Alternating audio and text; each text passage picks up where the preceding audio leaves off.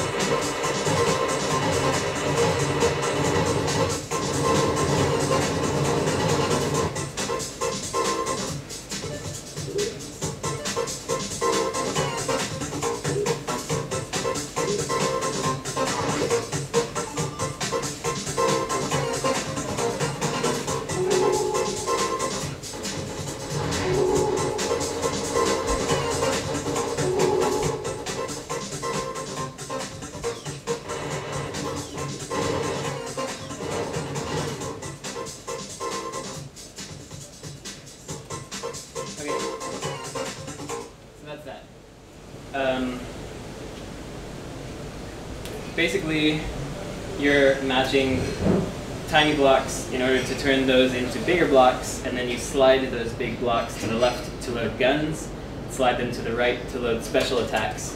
When the puzzle phase ends, you tap those guns and specials to activate them, defeating enemies. Every gun and special attack has a pattern for you to learn, which complement enemy patterns, giving the game some strategy. You also have prompts from the game about what color to match next, and if you do that, you get a bonus thing, so there's some more strategy there. That's basically the game, but when it started, it was completely different, and it looks like this. I'll show you a video of that, too. That's too loud. It has super ridiculous music in this version. So this was conceived during the first Molly Jam, which is a game jam for the tweets. Peter Molyneux, which is a parody Peter Molyneux account. It's not really worth getting into, but the main thing to take away from this is that the game started out here and it wound up the other thing you saw. And so this talk is about how we wound up going from this completely different thing to that completely different thing, and how the advice and questions I got along the way helped me to do that. But basically what you're doing here is, I'll just keep this up for a second, is... Could you turn off the music, please? Oh yeah, sure. Sorry.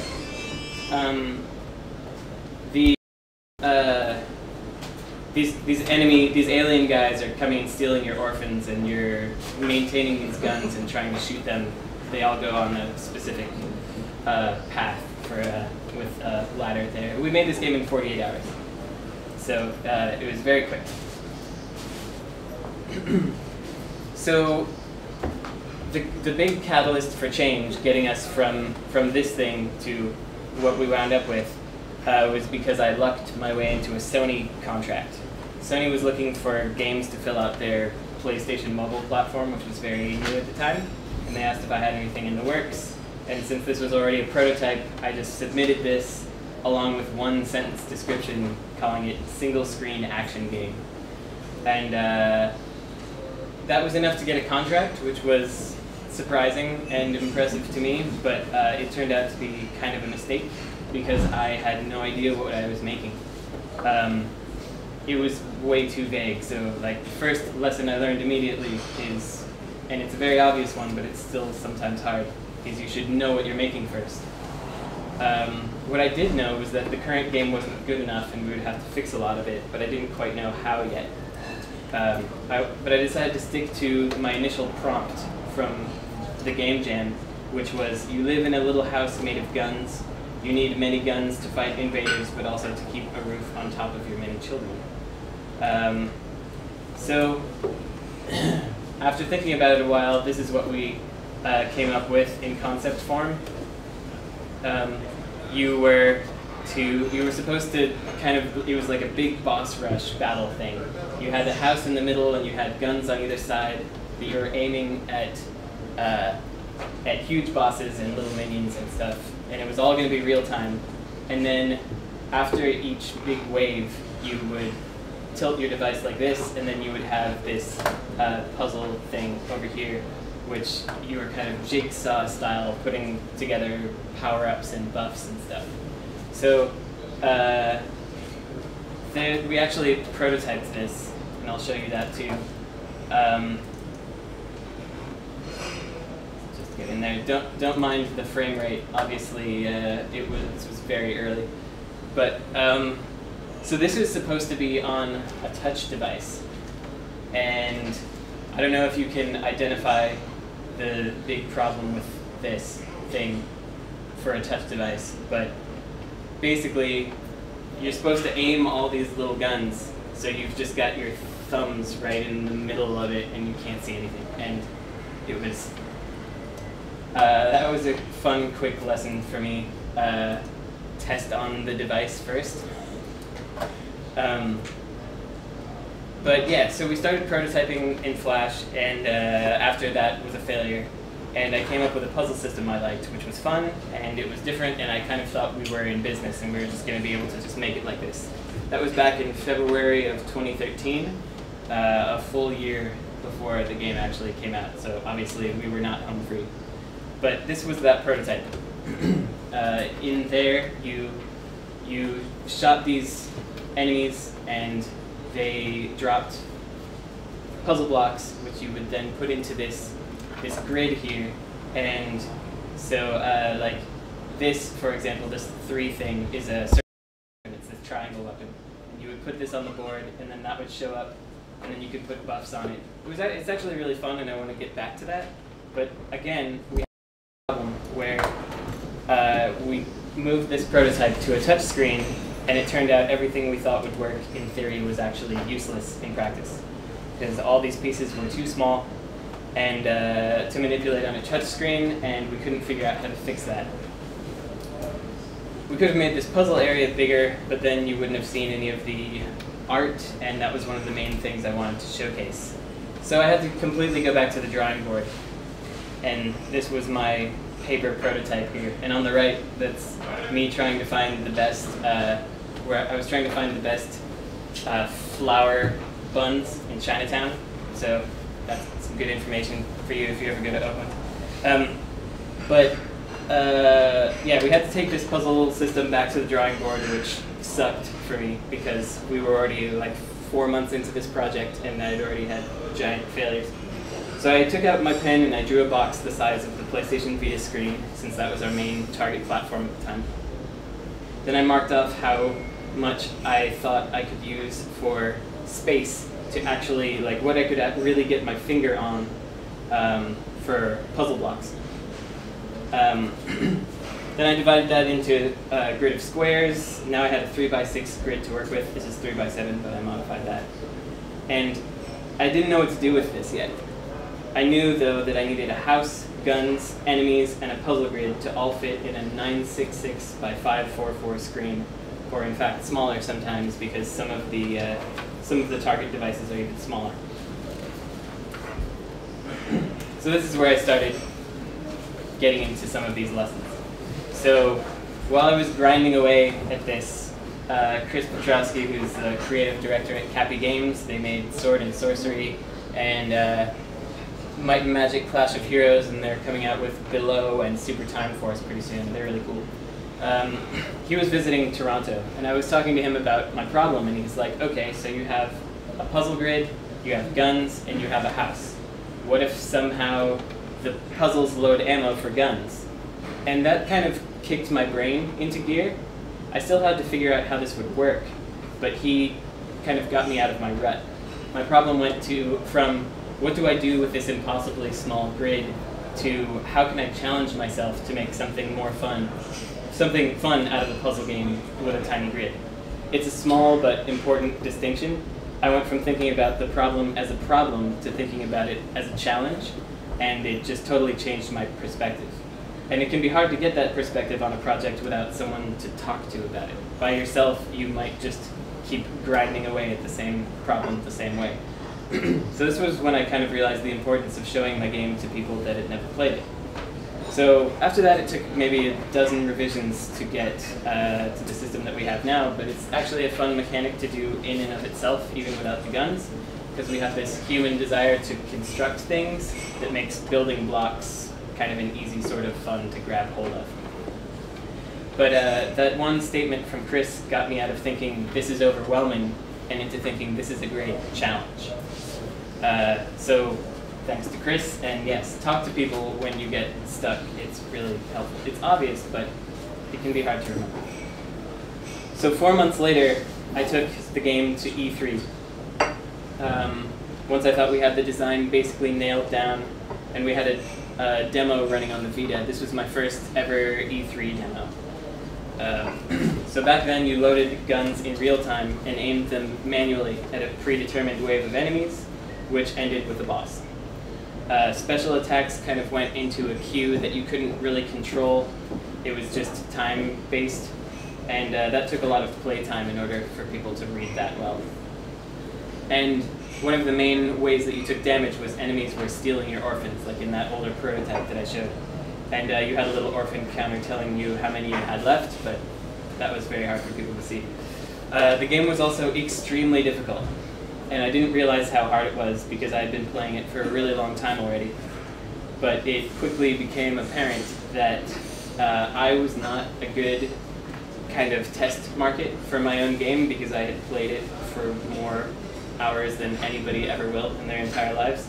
This is another obvious mistake that everyone makes, but it's really hard to avoid unless you're constantly playtesting with other people. As you've seen a couple of times, the puzzle grid was on the left side of the playfield. This was because, for me, direction is controlled with the left hand, like on a game controller. But with touch screens, people want to use their dominant hand, which is often the right hand. Most people are right-handed, I guess. So while I played the game with my left thumb, most people, actually everyone, played the game like this. They are just blocking the whole thing with their putting their right index finger over, blocking the screen so they couldn't see anything. So that was like a really easy lesson. Every once in a while you get those where it's just like, oh, obviously I screwed that up. I also had these black jammer blocks back then. These were blocks in the puzzle grid that didn't move unless you tapped them to get rid of them. You couldn't move anything in the direction of a jammer block until it was gone. And they showed up when enemies attacked your puzzle grid, and I was hoping this would make your decisions more impactful, so that you would try to like get rid of them before enemies overwhelmed you and stuff. But absolutely nobody could see them. One of the first people I showed the game to at E3 was my friend and his wife Trish. The jammer blocks especially were impossible for her. I would say, okay, you've got to tap these things to get rid of them, and she'd say, okay. And a few moments would pass, and the blocks would still be there. I'm like, tap those guys right there. She's like, okay. Then it fills with blocks and she dies. She tries again, and I said, remember, you gotta tap those things. And she's like, yeah, sure. And she still didn't do it. I had to physically touch the screen for her and say, this. She's like, oh, okay. So I'm gonna show you this and see if you can even see the stuff. They are pretty hard to see. So it took me a little while to realize it, but this was 100% not her fault. There's one. It's right there. It's right here. It's here. This was 100% not her fault. It was totally my fault. She was only the first of many people to have this exact same problem. Nobody could see them. Also right here, that little square, back then you would drag out from the weapon to target specific enemies in specific areas. People didn't get that either. So it was pretty clear that I had huge feedback problems. Basically, people didn't really get what was going on. The aiming was not really intuitive for people, and they felt like when they were aiming guns, they were ignoring the puzzle phase, or the puzzle area. When they were in the puzzle, they were ignoring the enemies. So I thought this was like a cool risk-reward trade-off thing, just like my designer brain figured that's the way that would be good. But it turned out it was a huge, confusing stopping block for people, in fact. So there they are again, those blocks. At the end of Trish's playthrough, she said, I love how this game looks, but I can't figure it out. Aren't you going to have an easier setting for people like me? And I immediately said, no, this game is more for people like me who are game pros and who like a tough challenge and stuff. And she says, oh, that's too bad. Later, I would discover how wrong I was about all of that and how right she was. My own idea about what the game should be was getting in the way of the game's potential. And because I was stubbornly sticking to this sort of hardcore idea, I was missing out on an opportunity to make the game fun, not just complex, systematically complex and difficult. So it's kind of a similar, I mean, I basically said it, but don't let the audience that you think is going to play your game influence your decisions too much. Because the players, I mean, you'll find out what players really want from your game. So right before E3, I went on a business trip to Seoul, Korea. I stayed there for an extra week at my friend Joe's house, hanging out with my friends who were also game developers there and kind of working during the day. At this point, I was still struggling with the minimal puzzle grid design as we led up to that E3 demo.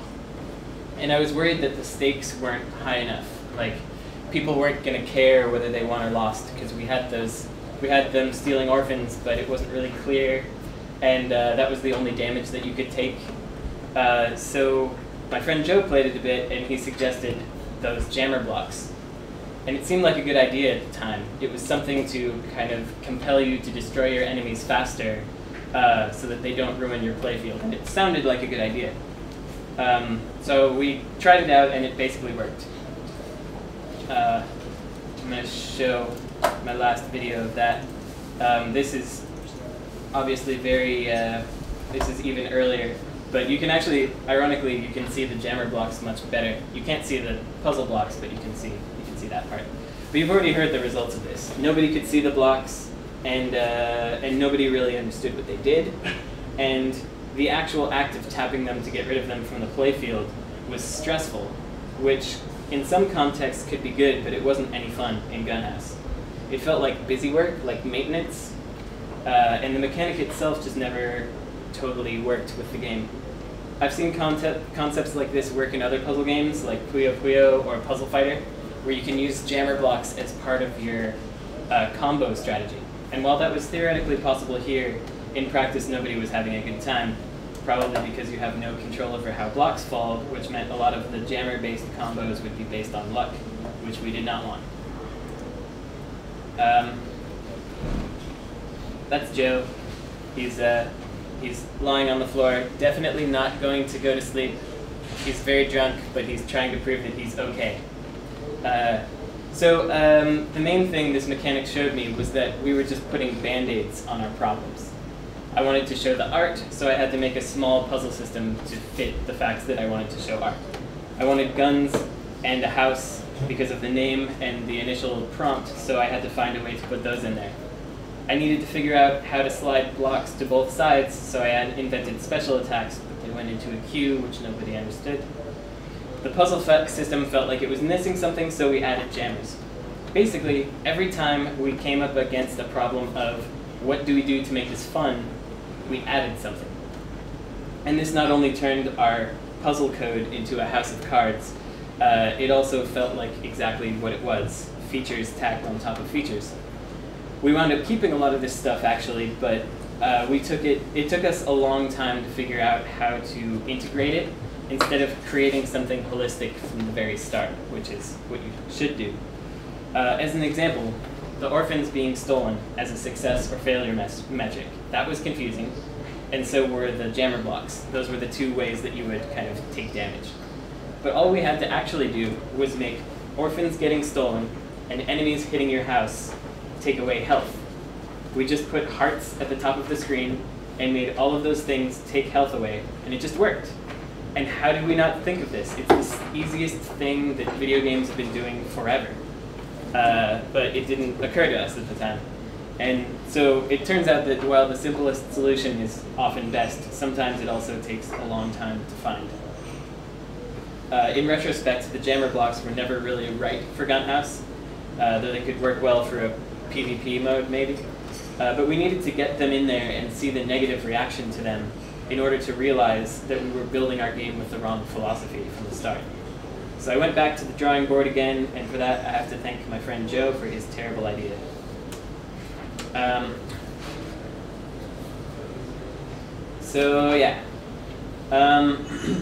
Now, let's skip a slide. Well, whatever.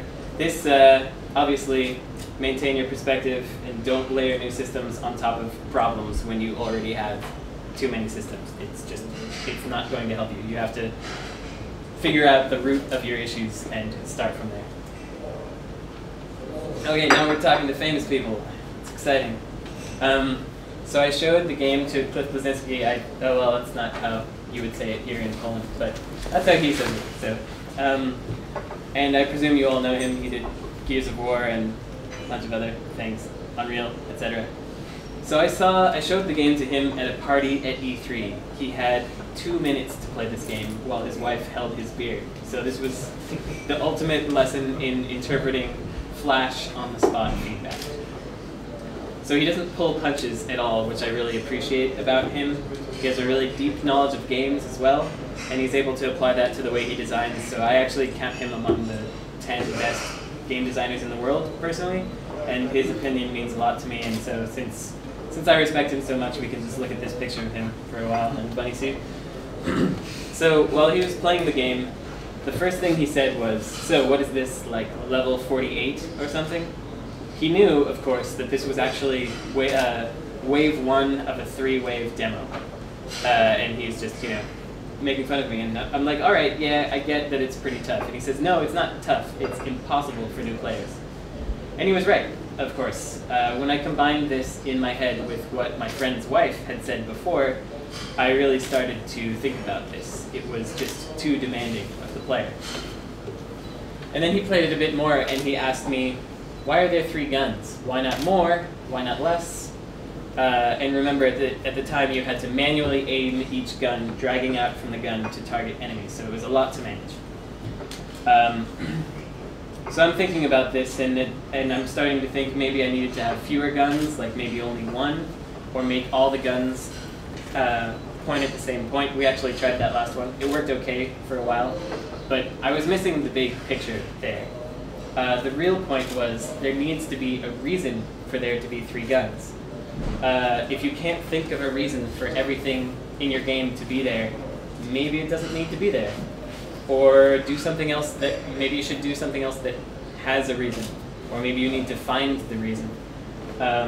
This didn't really hit home for me until 2 months later, which I'm going to cover in a separate part. But it's really important. Like everything that's in your game needs to have an intrinsic function, like a real reason. You can't just decide, I want 3 of these, so now there are 3. It's got to have a purpose.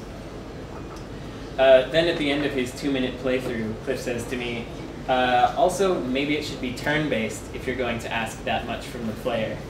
And I kind of cringed at this idea, because I had already considered that phase-based system that you saw earlier in the talk. And I never implemented it because it seemed limiting, and I also couldn't figure out what a turn would even consist of. I couldn't figure out what kind of gameplay shape that would take. This was that again, where you had an action phase and then you tilted for a separate puzzle phase. But this discussion actually led to one of the most important changes we made in the game. And it came from him revitalizing that older idea. So this just goes to show that even your own discarded ideas have merit when they're recast in the right light. I had to think about it a lot before I accepted it, but once we implemented phases, everything got clearer. And it's not that you should keep referring to everything you've ever thought of, you just shouldn't be afraid to rediscover discarded ideas if they come up again. And as I mentioned before, make sure you know why everything is in your game. So for that, thanks to Cliff.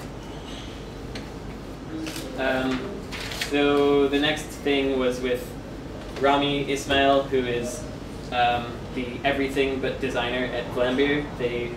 If you don't know them, they made Ridiculous Fishing and Super Crate Box and a lot of really cool stuff. They just put out Bluff Trousers, which is really cool.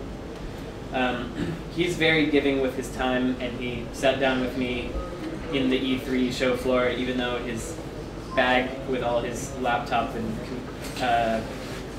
cameras and stuff had just been stolen.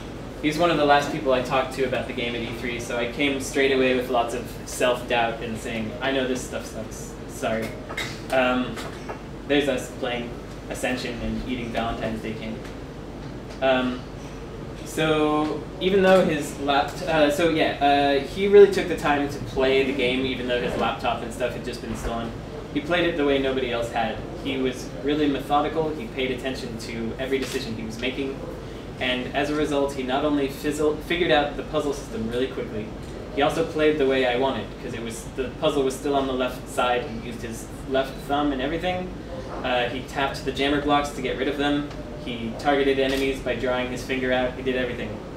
But I could still tell he wasn't having any fun at all.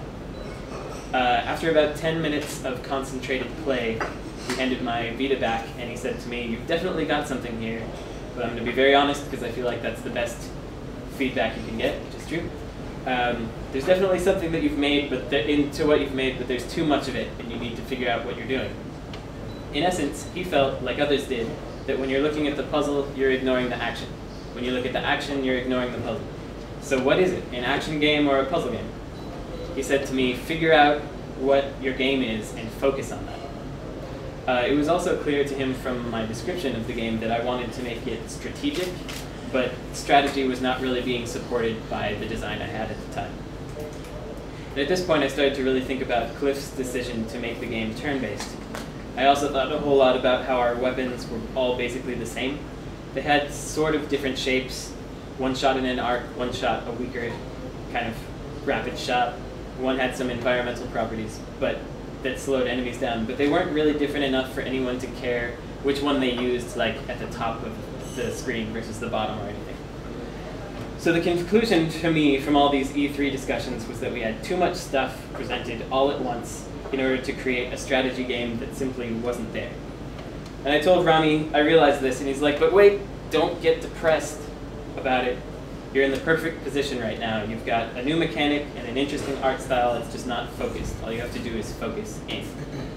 And he was right. We focused, and after many trials, we implemented something that wasn't turn-based, but which had a phase system that blocks off the puzzle grid when it's time for action. And then when you run out of ammo, the puzzle grid shows back up.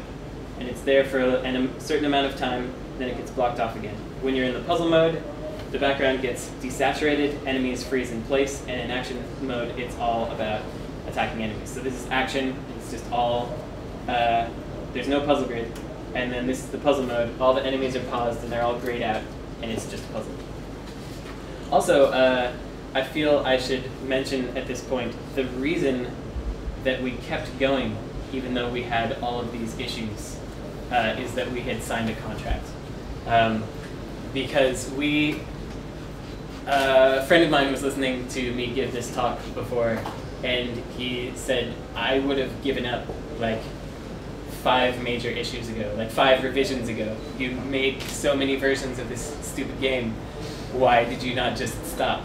But we had a contract to fulfill, and if we didn't finish it, A, we would get no money, B, we'd have to give back the money we already got.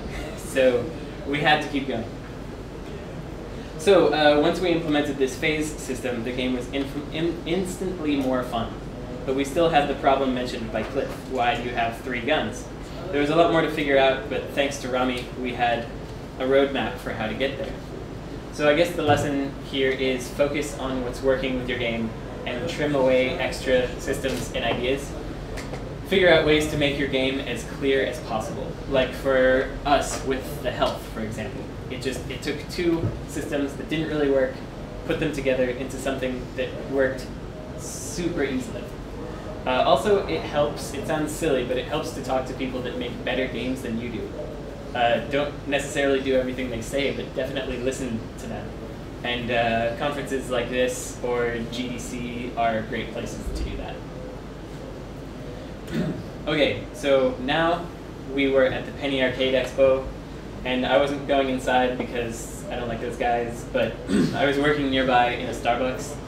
And at this point, we'd gone through like that big streamline after all of our feedback at E3, the phase system. We tried to remove all the band-aids that I found there and stripped down the game to what I knew worked, and it was much better. But we still had that guns problem. They still weren't different or useful enough. So while thinking about this question, Gunhouse's programmer, Jim Crawford, brought this guy, Tim Ambrosi, who designed a game called Jamestown, which is a scrolling shooter, which is pretty fun. Brought him over to my Starbucks table, and he had already played the game, and he had a bunch of ideas. Here's him, with a nice umbrella. So he says to me, you've got a really nice puzzle game here. He's like, seriously, I've never seen a system like this. It's very exciting. You could just ship the game with this puzzle mechanic and nothing else, and people would buy it. I didn't believe that at all, but since it was flattering, I let him keep talking. And he saw the problem with our guns too, though, and he had a suggestion. He says, have you ever considered keeping the guns and enemies in separate lanes? I had not considered this at all.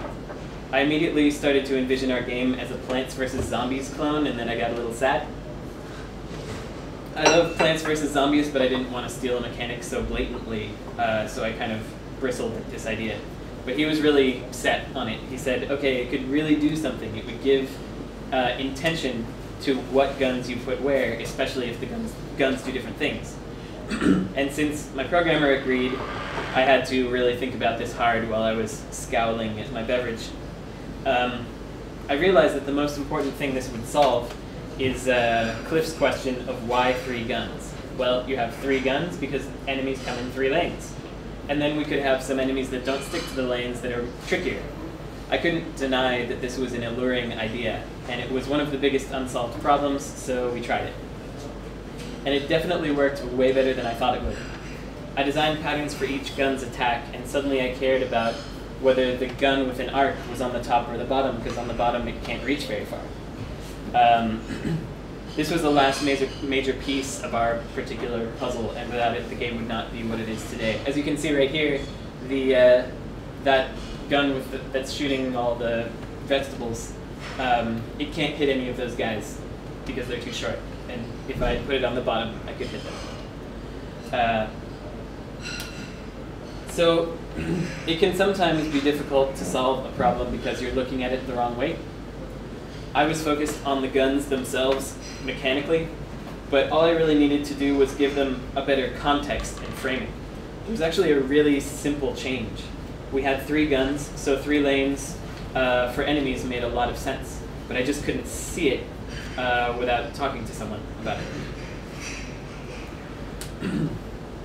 So by now, we'd gathered a huge amount of valuable feedback from our peers, and that was all great, but the hardest part of all of this was figuring out what to take from all this feedback that I got, because of course I got a lot of feedback that I didn't use. There were ideas that were too restrictive or reductive, and we just threw those away. There were ideas that were cool but were way too big for our game that was already over scope and over budget and over time and everything. But we wanted to make the game better, which meant we had to listen to difficult feedback and people not liking the game. When Trish said the game was too difficult, my friend's wife, it felt like information that we didn't need. Because I wanted the game to be for hardcore types, so I could have just ignored her. But it wasn't just her, it was everyone that felt that way, whether they expressed it in words or through watching them play and not really have a fun time.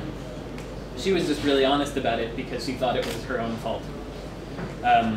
Making the game more complicated in no way made it better, but simplifying it definitely did. So in the end, that feedback turned the game into something that's tougher at a higher level, but easier to get into from the start. But we could have been led astray by this comment. We could have taken the advice too literally and wound up with a casual game, or we could have ignored it, and then we would have wound up with a complex mess that didn't really gel together as a game. So you have to figure out what everyone's statements really mean for your game. When Cliff Blazinski only played the game for 2 minutes, it would have been really easy to dismiss what he said because he barely even touched the game. But figuring out how his kind of knee-jerk, honest, instant reaction applied to the direction I wanted to take the game, that was really valuable. Especially when I combined his feedback with what other people had already told me. So like the fact that a really top guy tells me that the game is too hard, as well as someone who is very casual, that's like, okay, we really have to pay attention to this. Here's another example of sort of learning how to learn, what we call our element system.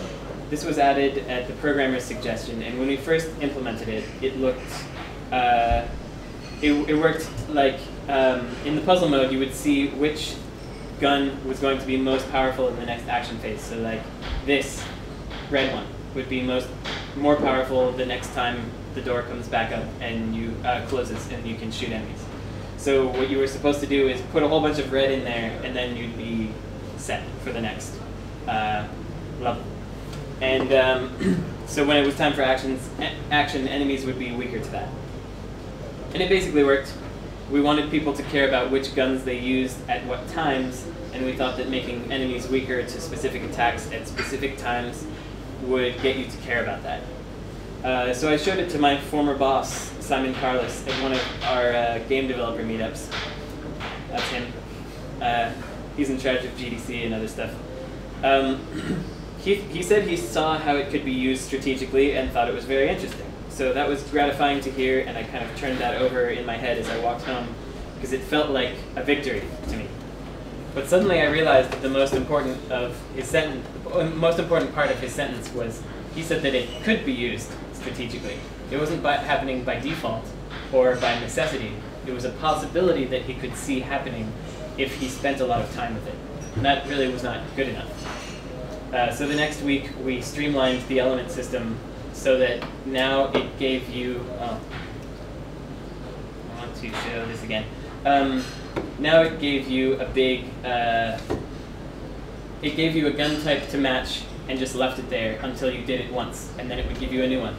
And when you matched it, it would have a big match animation, and a new match would show up, and people understood that as a strategy immediately.